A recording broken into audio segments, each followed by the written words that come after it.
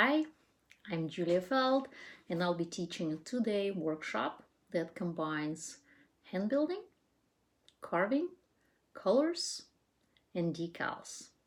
So we're going to start with making a simple three-dimensional object that looks like a house or a box. And I will introduce you to different carving techniques that could be based on a natural object like wood or stone or anything that could be found in nature or man-made.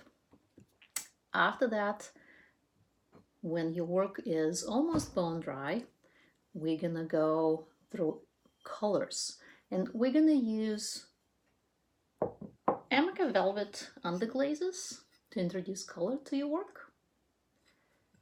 And we're gonna end up transferring the simple image that you can create on a computer, or you can use photographs, and all this imagery will be transformed into decals.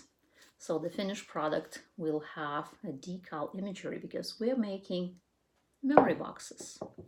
This course is designed for people who has previous ceramic experience, or for those of you who doesn't have any clay knowledge at all.